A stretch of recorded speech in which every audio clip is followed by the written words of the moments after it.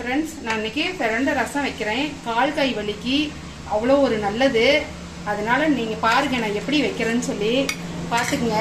பிரண்டை பாருங்க, இவ்வளோ பிரண்டை வச்சிருக்கிறேன். புளி போடக்கூடாது, புளி இல்லாத இன்னைக்கு பிரண்டை ரசம் நான் வைக்க போறேன். தக்காளி 3, பிரண்டை இது ரெண்டையும் ஒன்னா போட்டு அரைச்சிக்கணும். அரைச்சி தனியா எடுத்துக்குங்க.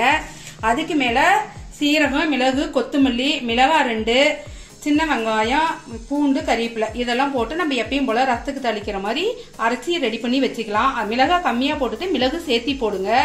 அதனால இது அவ்வளவுதான். இதுக்கு அரைச்சி நீங்க ரெடி பண்ணிட்டு இதுக்கு எலுமிச்சம்பழம், உங்களுக்கு புளிப்புக்கு ஒரு அரை எலுமிச்சம்பழம் புளிஞ்சு விட்டுக்கலாம். புளி ஊற்றக்கூடாது.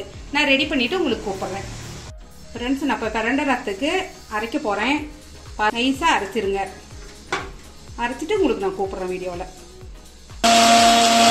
இப்போ பிரண்டை ரசத்துக்கு என்ன தேவையோ பார்த்துக்குங்க. சீரகம் கொஞ்சம், மிளகு, கொத்தமல்லி இது 3யும் போட்டுருங்க. மிளகாயும் அதிலே போட்டுருங்க. போட்டு இது ஒரு அரை அரைச்சிட்டு அப்புறம் பூண்டு, வெங்காயம், கறிவேப்பிலை 3யும் ஒரு போட்டு ஒரு அரை அரைச்சிருங்க. மேலே பூண்டு, வெங்காயம், கறிவேப்பிலை தழை போட்டு ஒரு அரை அரைச்சிக்குங்க. எப்படி தாளிப்புன்னு பார்த்துக்குங்க. 2 ஸ்பூன் எண்ணெய் காஞ்சது, கடுகு, பெருங்காயத்தூள்,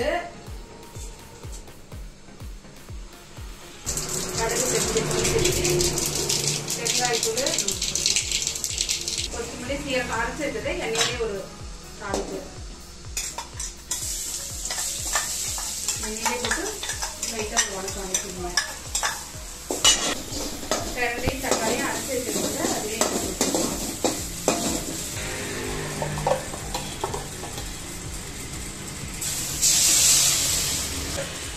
அரைச்சிருக்குது. கொஞ்சம் மஞ்சத்தூள், ஒரு அரை ஸ்பூனு, உப்பு தேவையான அளவு போட்டுக்கலாம். ரசத்துக்கு தேவையானது போட்டாச்சு. ரசம் கொஞ்சம் சூடு ஏற்று நுழைச்சி வர டைம்ல ஒரு அரை எலுமிச்சம்பழம், உங்களுக்கு புளிப்புக்கு தேவையானது ஒரு பழம். ரசம் அதிகமா வேணும்னா ஒரு பழம் புளிஞ்சுக்கோங்க. இல்லை அப்படின்னா கம்மியா வேணும்னா ஒரு அரை எலுமிச்சம்பழம் லெமன் புளிஞ்சுட்டா போதும். நான் அந்த ரசத்துக்கு அரை எலுமிச்சம்பழம் புளிஞ்சு விடுவேங்க. ஏன் மோசம் கேக்கு செஞ்சேன், கேக்கு போட வேண்டியதானே? குட்டி பாப்பால இருந்து நல்லா சாப்பிடுவாங்க. ஒரு அரை லெமன் புளிஞ்சு விடுவா. அந்த விதையை எடுத்துட்டு புளிஞ்சு விட்டுக்குங்க.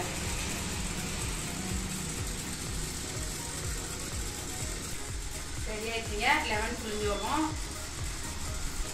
புளிஞ்சு விட்டு ஒரு 2 நிமிஷத்துலேயே அதை ஆஃப் பண்ணிடுங்க.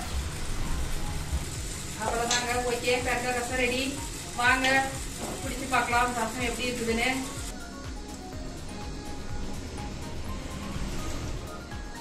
சூப்பரா இருக்குதுங்க. நீங்களும் ட்ரை பண்ணி பாருங்க. புனிதாம்மா சேனலையும் ஃபாலோ பண்ணுங்க.